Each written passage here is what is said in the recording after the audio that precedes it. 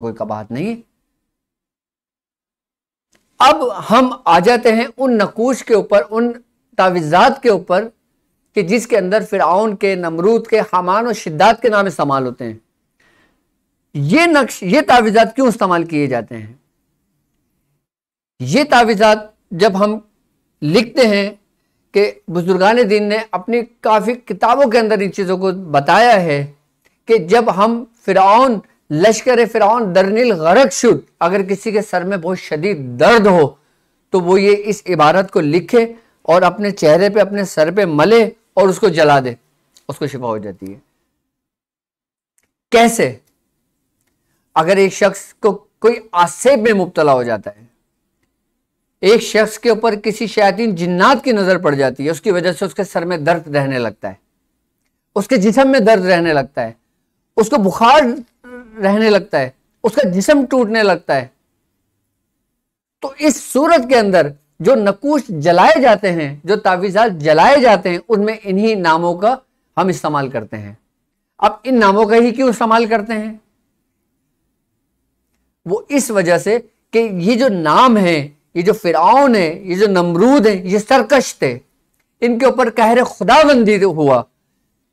इन पे अल्लाह रब्बुल इज्जत ने कहर किया अपना, और जिस पे अल्लाह रब्बुल इज्जत कहर करता है ना, फिर उसको निशाने इबरत बना देता है। कि जिस तरह फिरऔन को गरक किया, और जब वो फिरऔन कि जो अपने दौर में खुदाई का जिसने दावा किया था, जब अल्लाह रब्बुल इज्जत ने उसको निशाने इबरत बनाया, तो निशाने इबरत सिर्फ इंसानों के लिए नहीं बल्कि तमाम शयातीन के लिए और तमाम अजुन्नाओं के लिए भी वो निशाने इबरत बना। कि जब हम उसके नाम लिख के और जब हम इसको इस्तेमाल करते हैं, तो जो हमारे अंदर जो शयातीन होते हैं, जो आसेब होते हैं, वो उसके खौफ और डर से उसका जिस्म को छोड़ देते हैं, जिसको हम कहते हैं कि ये कहरी काम कहलाता है, कि इसमें अल्लाह रब्बुल इज्जत का कहर जलाल जाहिर करता है। इसीलिए इन नकूश का इस्तेमाल किया जाता है कि इन हुर्फों की भी एक तासीर है। लोगों को शिफा उस नाम से नहीं मिलती, लेकिन उन पे जो कहर खुदाबंदी हुआ होता है ना, कि उसकी वजह से जो आसेब इंसान के जिस्म के अंदर होता है, जब वो ये नाम महसूस करता है, उसकी हिद्दत को महसूस करता है इंसान, जब अपने स्किन के ऊपर इसको अप्लाई करता है, इसको मलता है, इसको रब करता है, तो वो उसका जिस्म को छोड़ देता है, तो इंसान को आराम आ जाता है।